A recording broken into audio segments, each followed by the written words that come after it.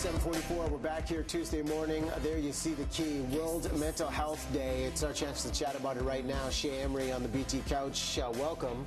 And I know you've had plenty of opportunity to work with men in the community about opening up. And some of these statistics, I want to throw this out here, and I was blown away when I looked at it, that 8 men in Canada die every day by suicide. And that's just a part of this issue with mental health. What is the first step from the work you've done with yourself and with others, the first step to mental wellness?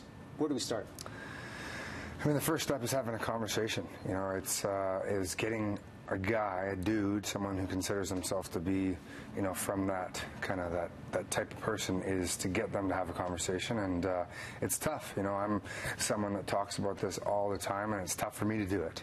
So I can imagine how tough it can be for someone who's never, you know, entered that space comfortably or even felt like they could to have a conversation. And really, that's where it starts. And your experience working directly with men, very impactful. But we've talked about you know, online bullying that happens, people of all ages, men and women affected by the notion of mental health. But for you, your personal experience, what was the difference between a down day versus realizing there is a state of depression and I need to take action?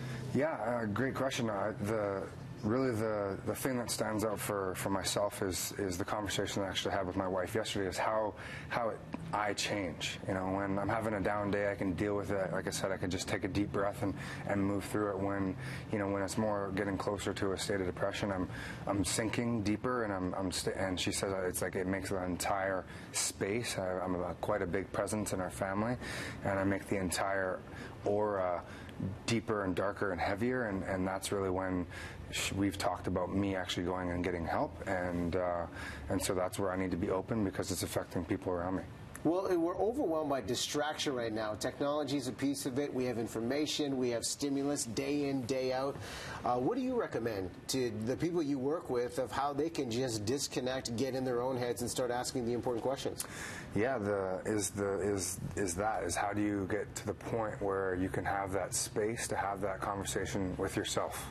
Is obviously take that phone and put it down for 5 minutes, maybe connect it to a charger in a different room, and just hang out and read, or do something that gets your mind off of all the other distractions, as you mentioned, that we have in life. And that's the thing that I can do, or I like to do as much as possible. But you know, I'm not perfect, and nobody is, and that's my imperfection in life, is just really trying to find the time where I can step away from my family, from my wife, from all the responsibilities in life, and not feel bad about it, because I need to take care of myself, and I need to have 5 minutes to just go sit and go for a walk. And it sounds corny, but like, you need that space. You need to empower yourself, your partner, the people around you to have that space of themselves, so they can really reflect and gain perspective. Well, celebrating the solidarity if you can get it, because you're a family man, father, wife, 2 kids. Yeah. And for somebody watching, they may be bombarded with responsibility with their own families. I mean, it is difficult, but how do you encourage people to know that they will be safe when they open up? Because I think the fear and stigma still exists. How do we break through that and say, if you do, here's where you can get help and it will be okay? Yeah, I mean, I think there's always a risk in putting yourself out there and being vulnerable, and if you put yourself out there and then the person that you put yourself out there to doesn't respond the way that you want, you gotta understand that they're dealing with it as well, right? They're dealing with you coming and telling them something as well. And if they don't know how to handle it, that's okay. You just got to understand that, and you need to continue having those conversations and learn together, and really just manage your expectations around how they're going to respond, and understand that, like, this is something that you need to do with openness and with softness, and really come out and have a conversation that you've been wanting to have but you haven't been empowered to have.